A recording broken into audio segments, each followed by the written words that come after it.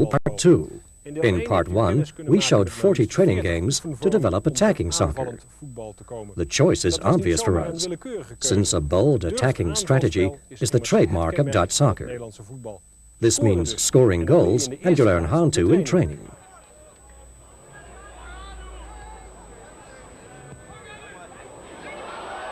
But there is something that comes before scoring. In Part 1 of the Dutch Soccer School, we looked at reflex plays, moves that have become automatic that precede the chance of scoring.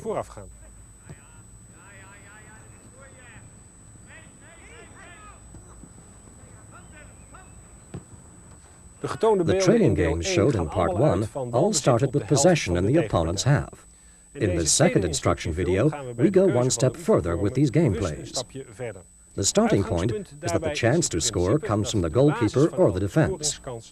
This is a basic principle. We do not think you can play soccer without taking risks, or on the chance of a long pass to the strikers. No, when we choose a particular play, we base it on a careful build-up from the backs, based on good positioning in the field. In addition to attractive and attacking play, this is one of the secrets of Dutch soccer. World-famous Dutch coaches have achieved success based on a planned build-up from the backs and careful position play. Today's Dutch team coach, Guus Hiddink, won the European Cup with his team PSV using this strategy, and he bases the Dutch national team strategy on the same principles.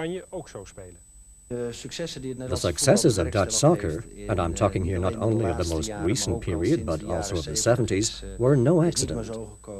They were based on a philosophy. The Netherlands, though small as a country, is a major presence in the soccer world.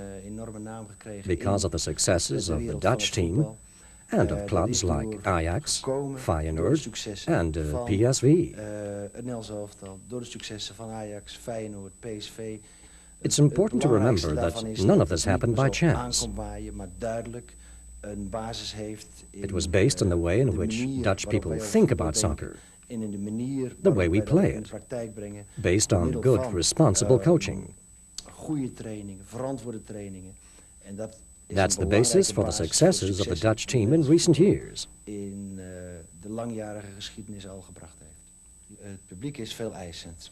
The crowd here is very demanding. It's not just the result that matters, but the style of play. Dutch soccer is characterized by seizing the initiative, keeping control, and dominating the field.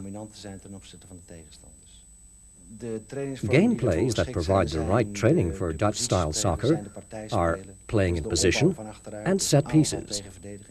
This involves the build-up from the backs, attacking the defenders, and constant flexible response to the game.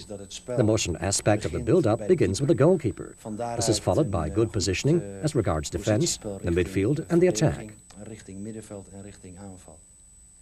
Careful build-up play is an important characteristic of the successes of the Dutch team. That's the view of team coach Guus Hiddink. Let's look at the play itself. After what Coach Hiddink has said, it will be no surprise to you that the first play begins with the goalkeeper.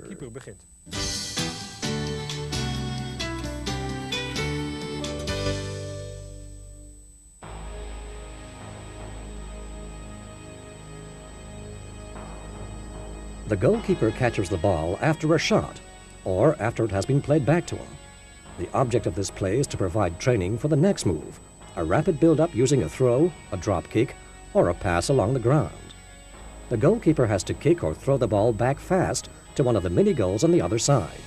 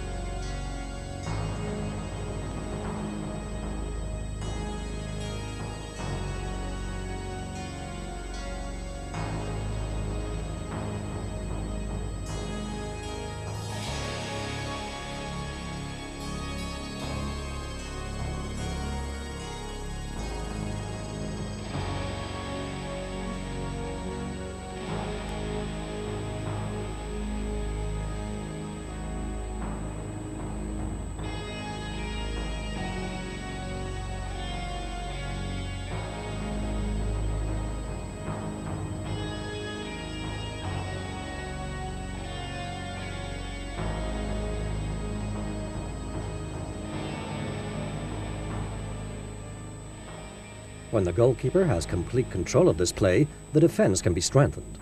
The 3 players defend their mini goals. They must stand well away from them and only start defensive action after receiving the ball from the goalkeeper. One variation, the first ball is placed behind the defenders by one of the coaches.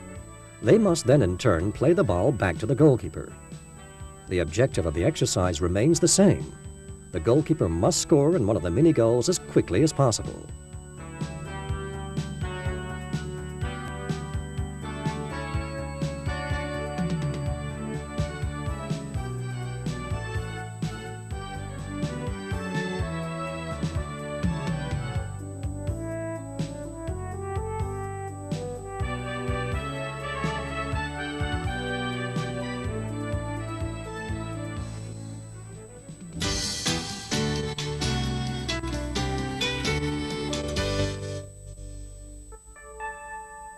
Thus far, the goalkeeper has been able to deal with the ball played back to him without pressure from the opposition. The following step allows one of the 3 players to run at the goalkeeper after playing the ball back. The object is to make it difficult for the goalkeeper to pass or to force him into a particular direction.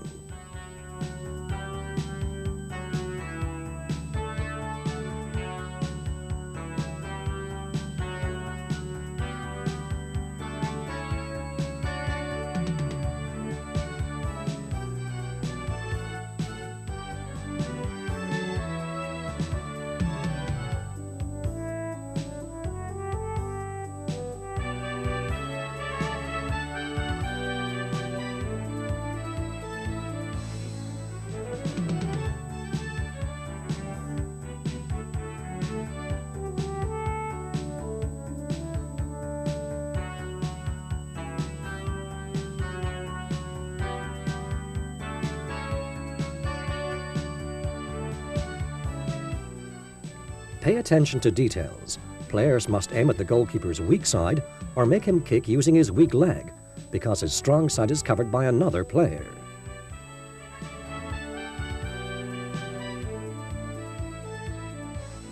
In the first 2 exercises, a rapid build-up from the goal was the key. The goalkeeper uses this play when the opposition puts his team under pressure, and there is room in the field.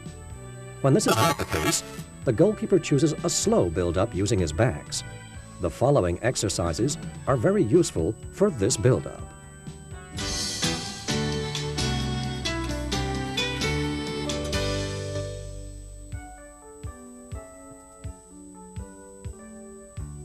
Two opposition players take it in turn to play long shots at the goalkeeper. He tries to play the ball back fast to an approaching member of his team. He has to do this very carefully so that his player can put the ball directly in one of the mini goals.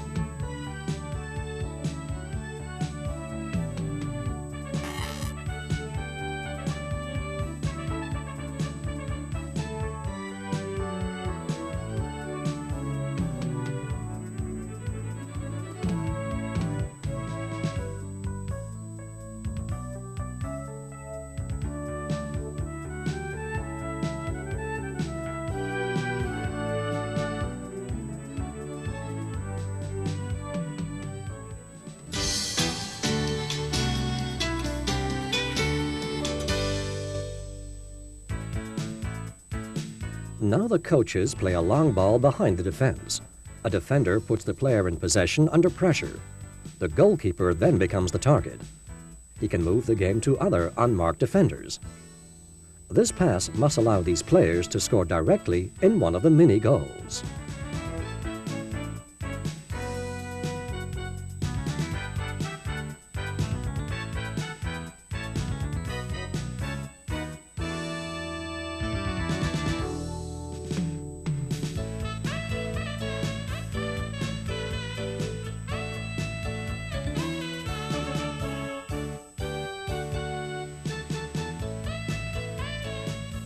Defense pressure can be increased in this play too by making the long balls more difficult, or by introducing an additional opposition player.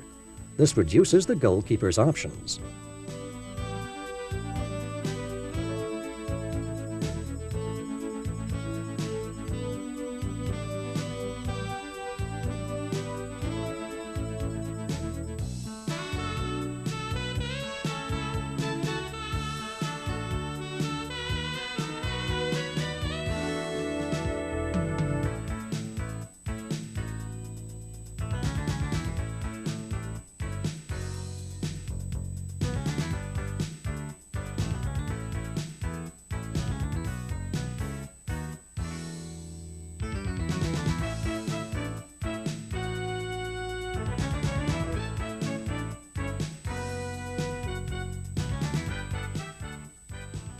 In the exercises shown so far, we have not seen real defense, such as would be used in a real game. We have been concerned with practicing a number of basic skills to improve the build-up. To summarize, we are concerned with the goalkeeper's speed of response, his ability to pass rapidly from the right or the left, and with the anticipation of the defense. They run so that they can put the ball directly into one of the mini-goals. The following exercises are based on defense and better related to an actual game. There are now 3 opposition players, playing against the 4 defenders who have to provide a build-up with the goalkeeper. They continually receive new instructions from the coach.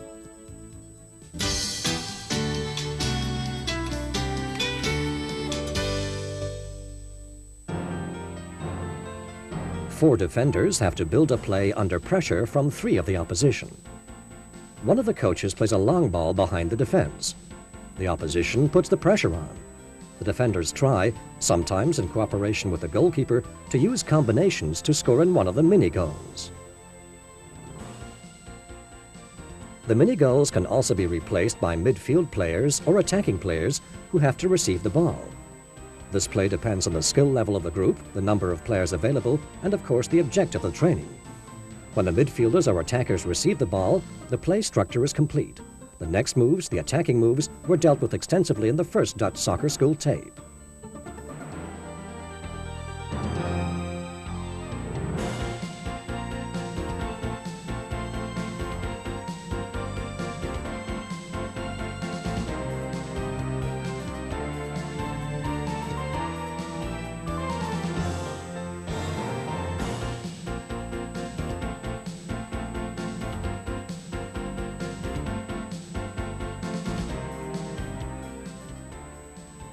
In the following moves, the objective is for the attackers to gain possession by using a good build-up and combinations. The opposition against the player in possession is very tough.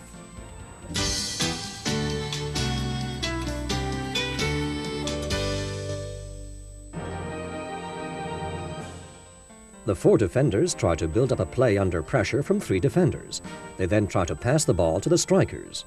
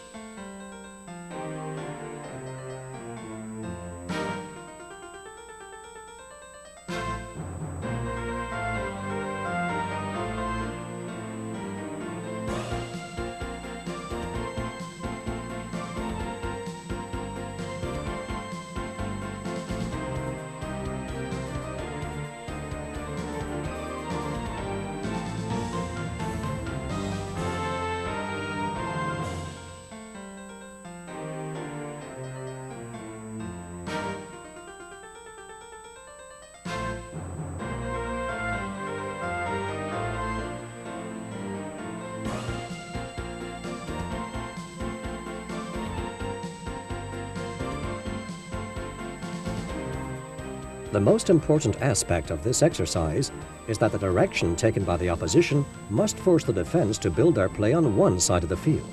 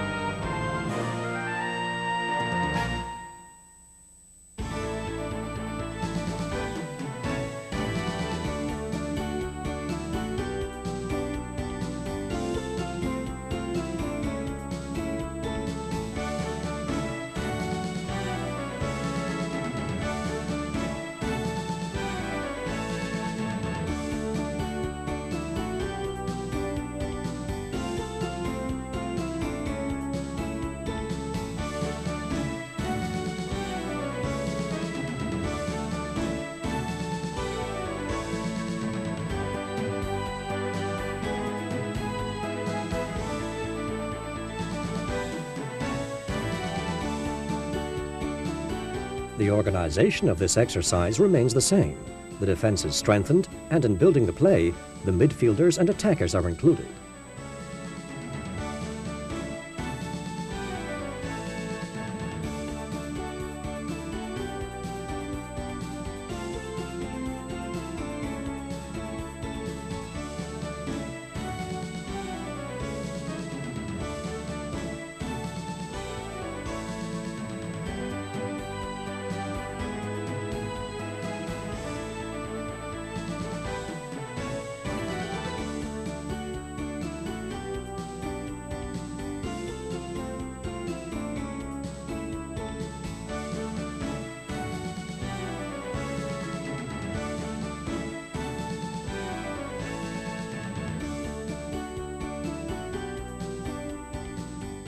In building the play, the game is moved by focusing primarily on the midfield defenders.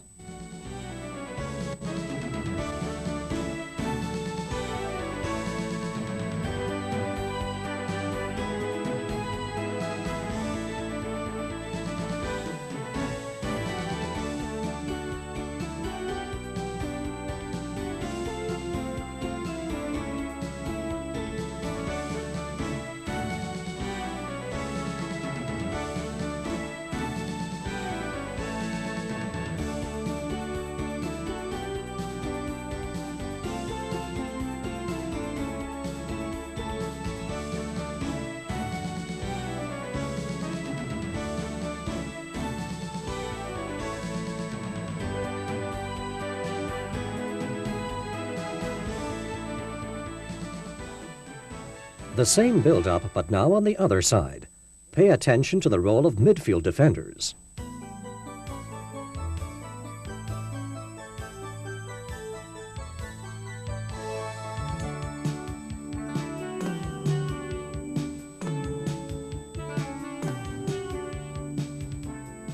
The opposition is increased. The midfield players join in the attack.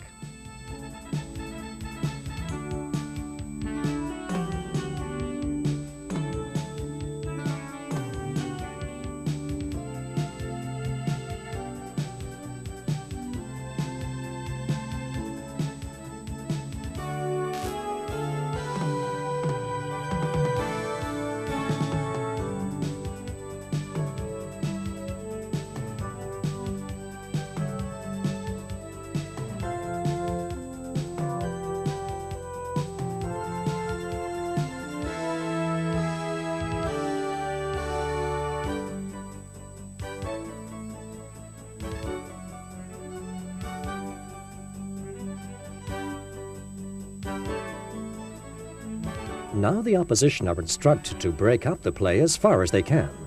The side in possession in this game must try to get the ball out to the strikers. As a play, this can be used to conclude the exercise. Play 5 times, see who wins. The playmakers are the opposition.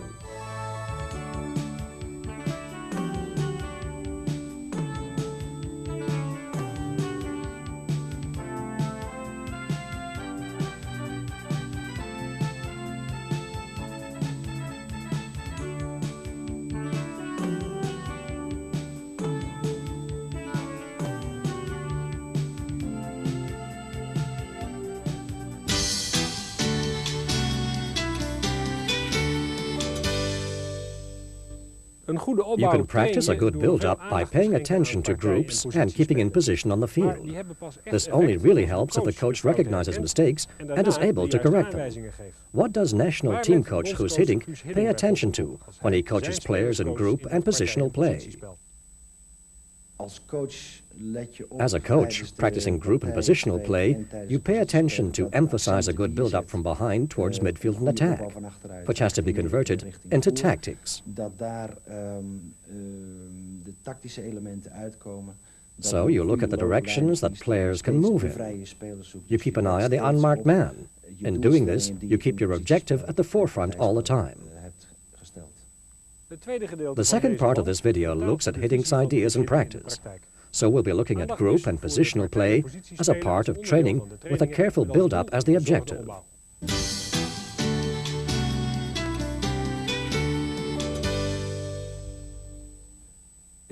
In Part 2, the important group and positional play elements are central. Here, good coaching is essential. The coach has to recognize the mistakes and correct them. This is often a question of details. For example, the direction the players can move in, but also if the ball is played with the correct speed. The aim of group and positional play is to teach the players to take up positions so that a good build-up is possible.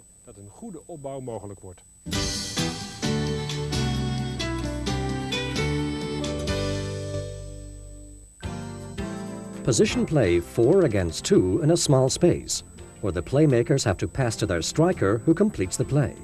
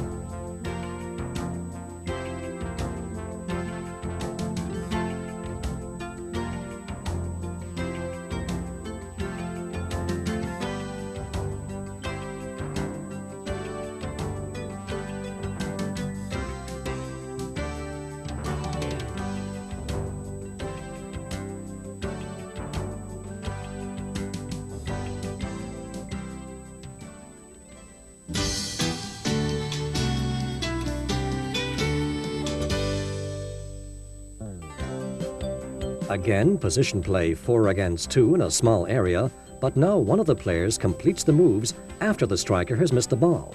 This play works best to keep things moving.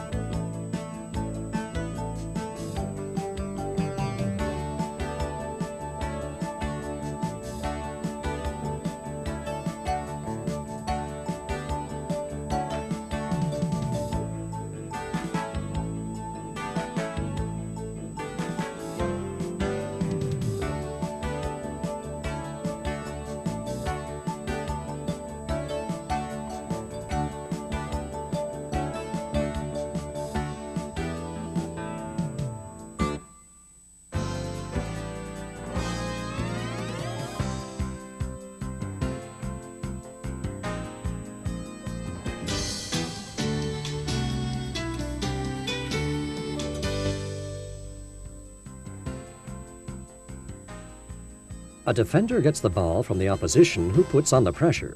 Under pressure, he has to try to take the play towards one of the wing defenders. He then plays a long shot.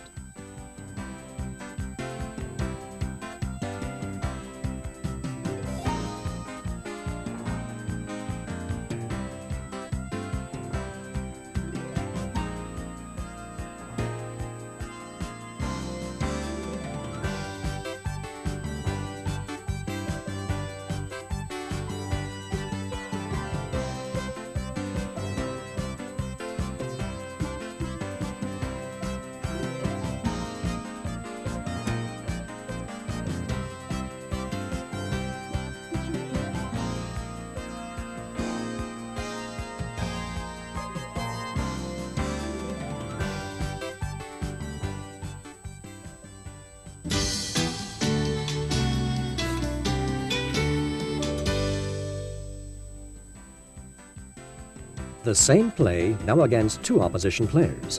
One opposition player puts pressure on the ball, the other moves the pressure towards the direction the ball has to be played in.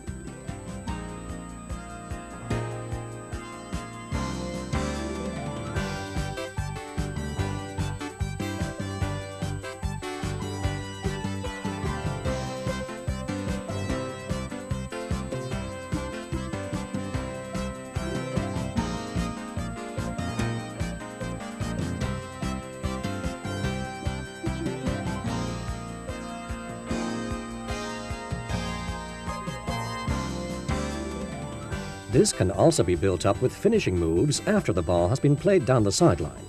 The wing player can complete the play himself or pass it on to someone else again.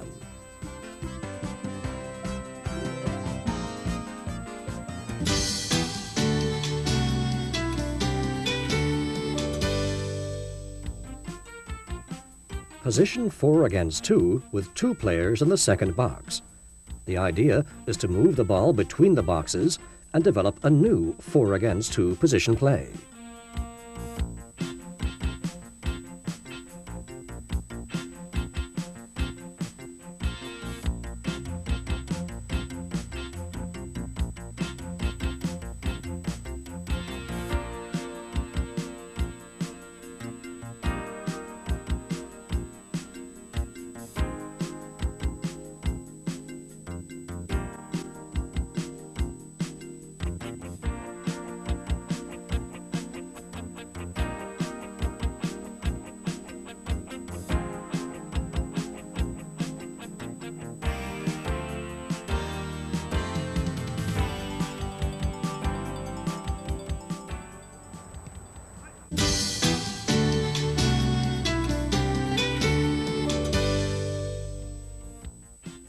The same position play 4 against 2, now the players on the sidelines have to stay outside the boxes.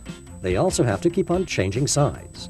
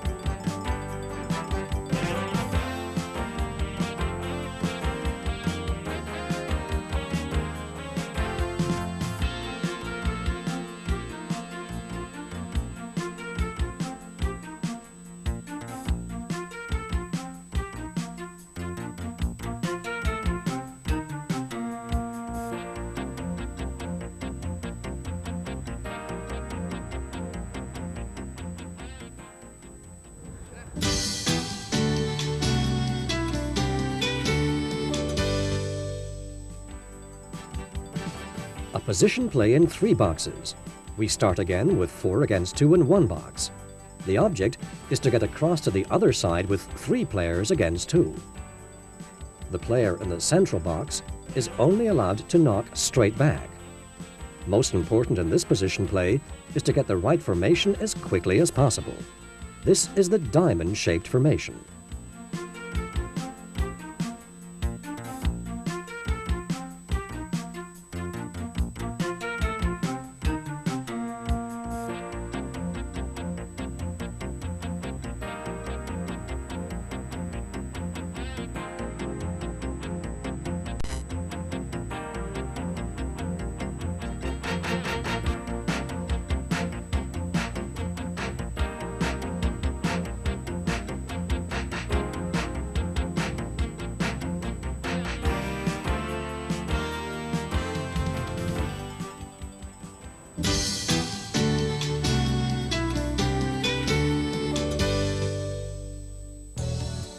The last position play is without goals. We have 3 boxes again. In the box containing the ball, 4 are playing against 3. In the other, 3 players and 3 opposition wait. If it is possible, one of the players on the other side moves into a neutral box. Then the ball rebounds from an approaching player who plays and moves to another box. Now there are 4 against 3 on the other side, and the game has been moved.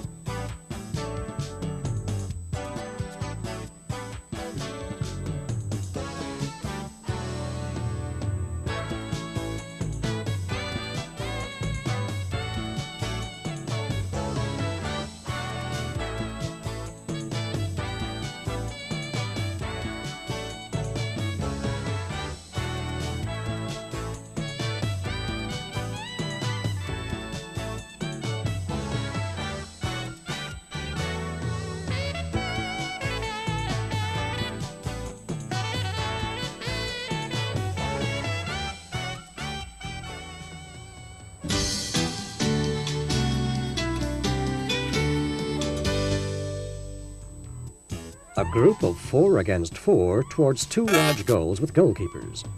The field has to be divided into 2 halves. The objective is to take advantage of a situation where players are outnumbered. For that reason, the team with possession can only have 3 players in the half where the ball is. The opposition can have a maximum of 2. The exercise is to use the numerical superiority.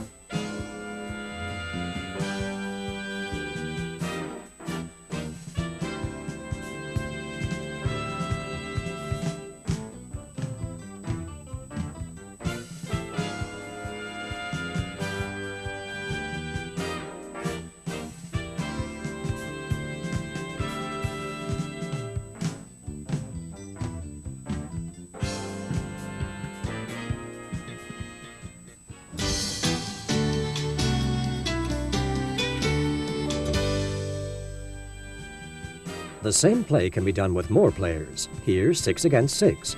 On the half where the ball is, the team in possession has 1 extra player. This produces a numerical superiority of 4 against 3.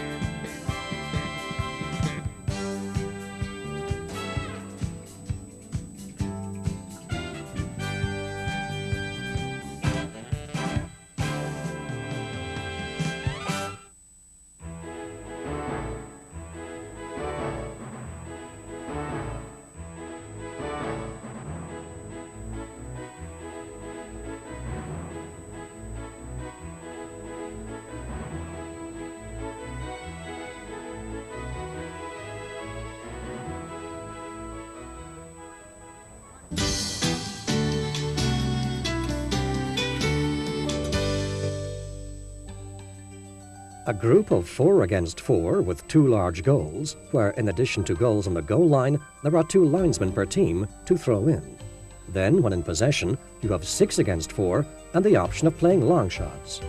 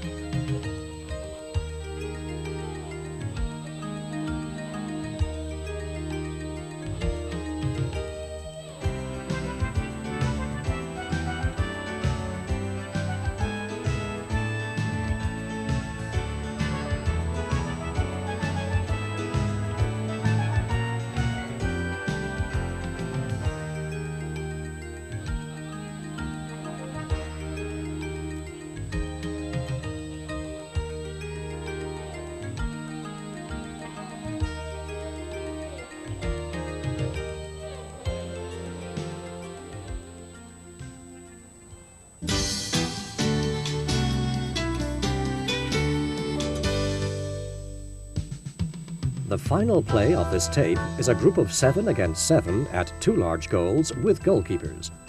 The dimensions of the field have been adjusted to the objective.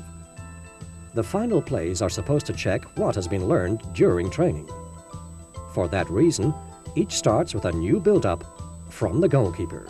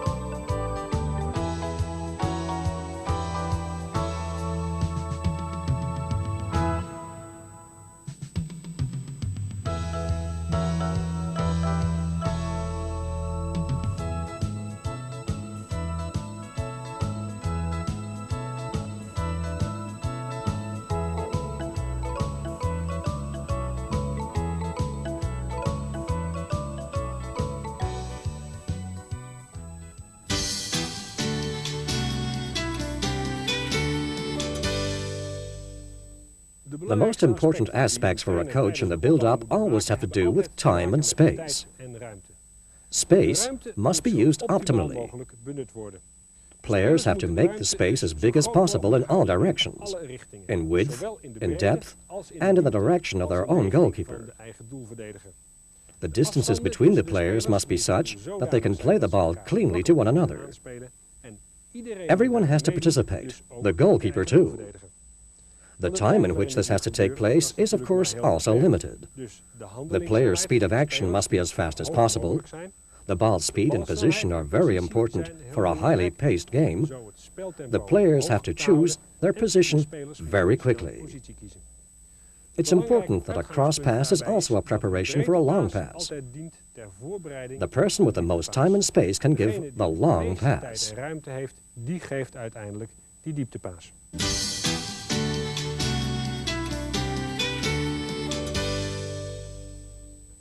We hope that these plays will persuade you to use a careful build-up from behind. Many of these plays can also be used for young players. Our closing word comes from Sef Vergoosen, the coaching director of MVV, who helped to make this video. In preparing this videotape, we started with possession. The strength of Dutch soccer is based on getting possession of the ball and keeping it. This is why the build-up from behind and the position and group plays are given so much attention. Defense will play the central role in the next tape, the Dutch Soccer School, Part 3. Stylish use of ball possession is something you have to learn. By teaching young players lots of different approaches to positions and group plays, their development as soccer players will progress almost unconsciously. But it's important to apply it in actual games. Youth coaches have to give the young players the chance to play, using the motto, "Learn to play together." Mistakes are part of the game. The young player will develop as a soccer player. It's not winning that's important, but learning. Fortunately, most young coaches realize that. This is probably the greatest secret of the fantastic record of a small country like the Netherlands.